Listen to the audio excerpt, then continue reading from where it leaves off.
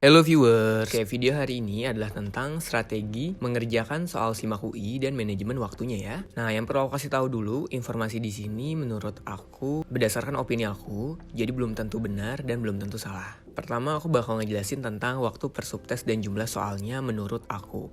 Di SIMAK UI dia cuma dijelaskan kalau kemampuan IPA-nya itu waktunya 120 menit, kemampuan dasarnya 60 menit, dan kemampuan IPS-nya 60 menit. Cuman menurut aku ini sama banget waktu dan soalnya kayak tahun 2019, dimana waktunya sama dan ada 4 mata pelajaran. Tahun 2019 ternyata untuk kemampuan IPA-nya per subtesnya itu 15 soal, untuk kemampuan dasarnya 15 soal juga, dan untuk IPS-nya 15 soal juga. Terus menurut aku waktunya itu dibagi 4, jadi 120 dibagi 4, 30 menit.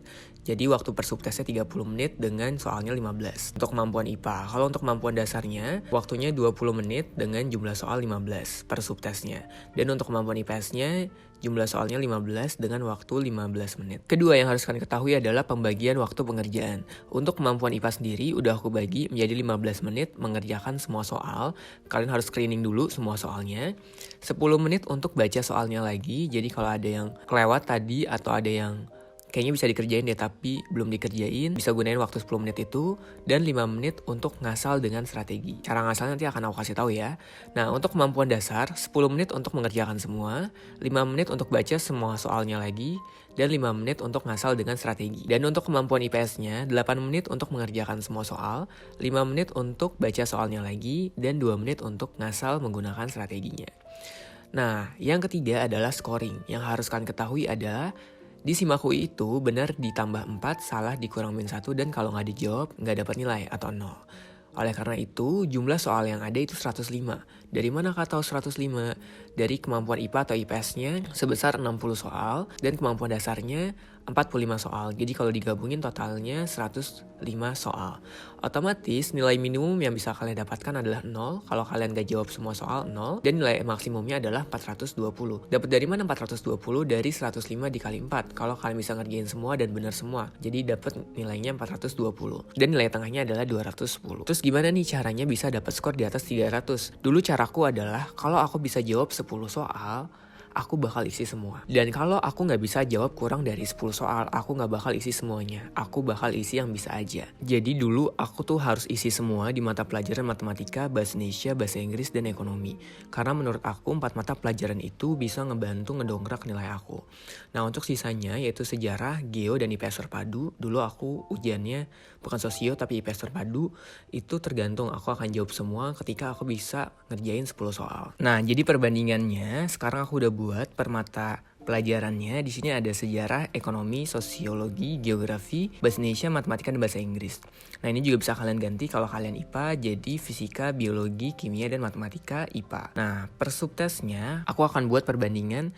Ketika kalian udah bisa ngisi 10 soal, berarti tinggal dikali plus 4 aja, kalian akan dapat skor 40 di setiap subtesnya. Nah, kalau ditotalin dari 7 mata pelajaran ini, kalian akan dapat skor total 280. Kalau kalian mau ngasal udah isi 10 soal, dan pada kenyataannya yang kalian ngasal itu salah semua, ya udah berarti kalian tinggal dapetin aja skor setiap subtesnya, berarti 10 dikali 4, 40, 5 kali min 1, min 5, berarti per subtesnya kalian dapat 35. Nah, kalau dijumlahkan dari subtes pertama sampai ke 7, kalian akan dapat skor 245.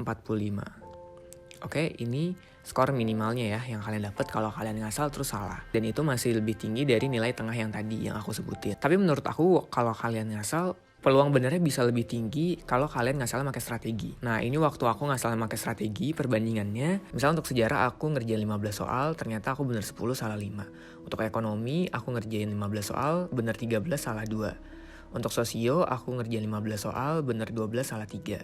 Untuk geografi, aku ngerjain 15 soal, bener 11, salah 4. Untuk bahasa Indonesia, aku ngerjain 15 soal, bener 14, salah 1. Untuk matematika, aku ngerjain 15 soal, bener 13, salah 2.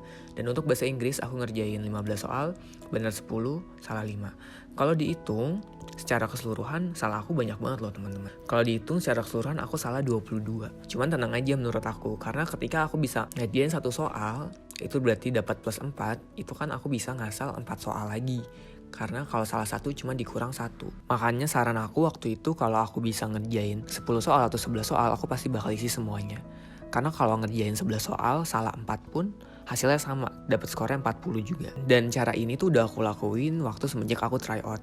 Dan waktu aku melakukan cara ngasal ini, cara ngerjain soal berstrategi ini, ternyata nilai aku lebih besar dibandingkan aku nggak ngasal. Daripada aku cuman ngerjain 10 soal aja tanpa menggunakan strategi. Nah, untuk cara menjawab soal yang benar atau ngasal yang pintar adalah kalian harus mengeliminasi jawaban yang udah pasti salah. Contoh, kalau kalian gak mengeliminasi jawaban dari 5 jawaban yang ada, terus kalian ngasal tiba-tiba, itu peluang benernya cuma 20%. Kalian udah eliminasi 2 jawaban nih, tinggal 3 jawaban aja, itu peluang jawaban kalian bisa benar itu adalah 33,3%. Dan kalau kalian udah eliminasi jawaban sampai tinggal 2 jawaban tersisa, itu peluang jawab benar kalian bisa mencapai 50%. Nah, biasanya aku bakal jawab soal ketika aku udah bisa mengeliminasi 2 jawaban. Jadi tinggal 3 pilihan jawaban aja. Atau bahkan sampai 2 jawaban. Itu cara pertama. Cara kedua adalah aku suka masukin jawaban yang ada di soalnya ke soalnya untuk dapet jawaban. Nah, biasanya cara ini aku lakuin buat ngerjain soal matematika, fisika, kimia, atau yang ada hitung-hitungannya. Karena waktu aku aku belum pindah IPS, kan aku masih ada pelajaran fisika, kimia, matematika, IPA. Nah, itu biasanya aku masukin jawabannya. Dan banyak juga jawaban yang ketemu. Dan yang satu lagi, untuk ngerjain soal bacaan atau teks, biasanya aku baca soalnya dulu baru ke teksnya. Kadang-kadang aku lihat di teks SIMAK UI pun ada loh teks-teks yang sebenarnya nggak perlu dibaca atau tidak relevan dengan jawaban di pilihan jawabannya. Jadi aku baca soalnya dulu baru masuk ke teksnya. Oke, itu dia strategi-strategi yang aku lakukan untuk mengerjakan soal SIMAK UI. Strategi ini bisa kalian terapkan juga buat kalian, ataupun kalau kalian punya strategi yang lain bisa kalian kombinasikan.